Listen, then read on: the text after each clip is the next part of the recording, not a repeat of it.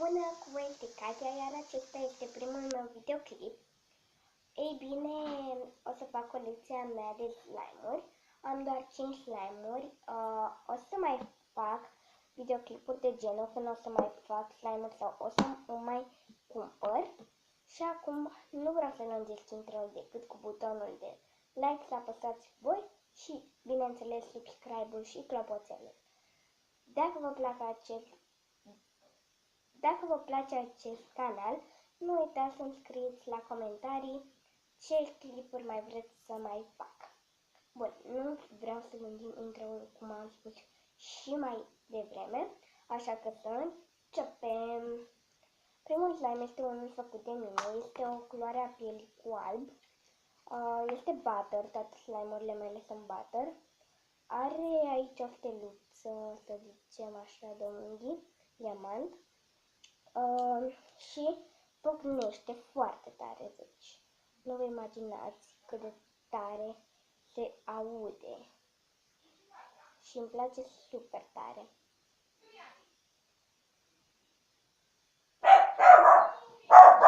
O secundă. Bun. Acesta este slime-ul meu, cred că preferat, pentru că se aude cel mai bine și este puțin crunchy, gen, sau clicky, nu mai știu cum se spunea, pentru că eu nu sunt expertă în slime-uri, pur și simplu îmi place să am câteva în colecție. Am acest recipient pentru că este un slime destul de micuț și da, o să vă spun și cu ce le-am făcut și pe cele cumpărate, pentru că am și cumpărate, o să vă spun cât am dat pe ele. Am dat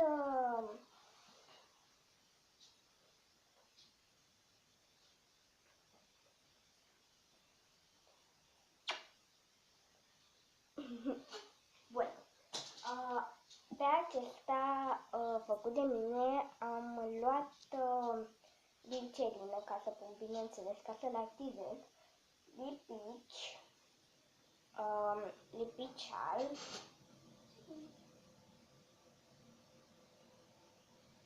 o secundă. Bun. Am pus lipici alb și loțiune de corp încât să se facă mai molicel, pentru că mie îmi place slime-urile să fie moi și este destul de tare. Bun. Trage destul de bine. Pocnește. Următorul slime este unul cumpărat, amestecat cu acesta. Și este super moale acesta. L-am amestecat cu clay, dacă nu mă înșel, nu știu. Culorile sunt această culoare, portocaliu și verde. Bun, și acesta se aude destul de bine. Și este destul de butter și acesta. S-a pus la piciorul meu. Deci da, e super tare acest slime, deci îl ador, pentru că este super moale. Și știu că am spus de 100 de ori super, dar nu contează. Și acesta are, e acela, am pus unul în portocaliu ca să se asorteze, am pus doar unul, pentru că, da, cam așa arată, e super tare. Nu cade pe jos deoarece îl va înghiți sau îl va mânca pop, pentru că așa îl cheamă pe câinele meu. Ce spuneam? Acum a fost de jos și l-am dat. Și nu prea mă pricep eu cu editatul, pentru că filmez cu un telefon și mi se pare acum super urât. Bun, dacă sunt prea băituită sau mă gândesc 1000 de ani să spun un cuvânt, ei bine, sunt puțin emoționată pentru că este primul meu vlog și da. Și acesta se aude? Nu prea pocnește pentru că da, e la fel. Recipientul, acum am unul din preferatele mele, frate, deci îl ador pe ăsta. De fapt, toate slime-urile îmi plac. Este o cutie mai mare și la fel ca acesta este amestecat cu acela alb și cu un slime cumpărat. Deci, uitați ce tare strălucește.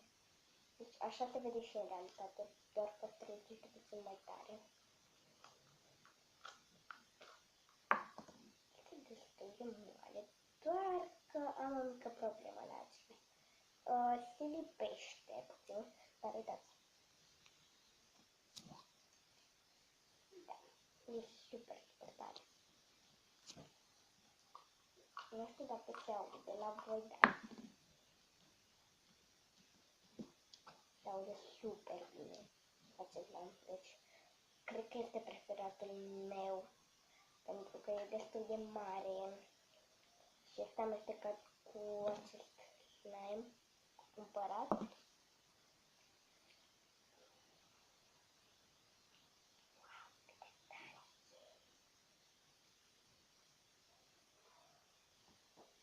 Au trecut deja 6 minute, dar nu ne facem noi griji de asta, pentru că este canalul meu și dacă nu vă plac videourile lungi, scrieți-mi jos în comentarii și eu am să fac videouri de 10 minute dacă vă plac lungi și dacă vă plac scurte, o să fac scurte. Deci e super, super tare și se aude.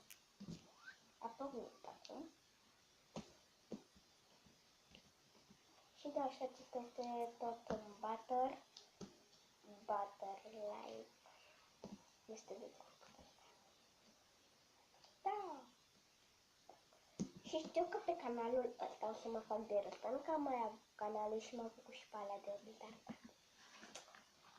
apreciați-mă așa cum sunt. Este următorul slime, este acela care vi-l marcat tot verde și l-am amulat, dar are puțină apă și este super mare și super tare, gen.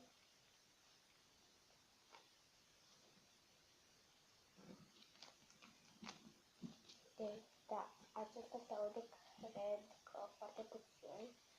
Nu știu asta. O să văd acum. Da.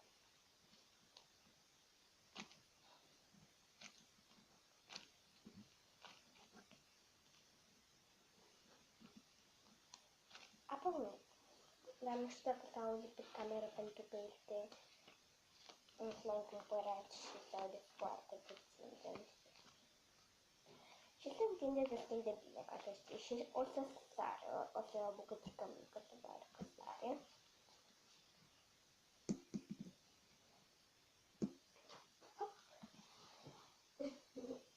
O căzut pe puf. 8 minutele. Videoul ăsta o să fie de 10 minute. Adică o să fie un video lung.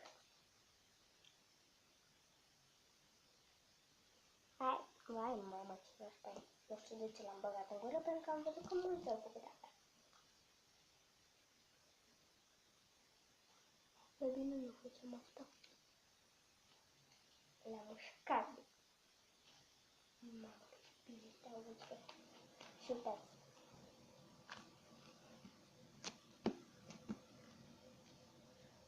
Cred că este cel mai clicky sau crunchy slime. Mai dați-mi sfaturi. Oh my god, mai am un minut. Mai dați-mi sfaturi de videouri sau rețete de slime simple. Și ultimul slime este băgat într-o cutiuță. Este tot așa un butter cumpărat. Este puțin cam tare acesta, dar eu tot îl prefer. Bun.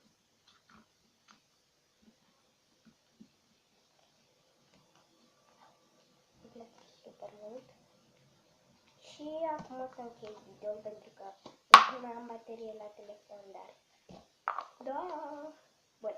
Cam atât a fost cu acest videoclip. Dacă mai vreți videoclipuri, v-am spus ce trebuie să faceți.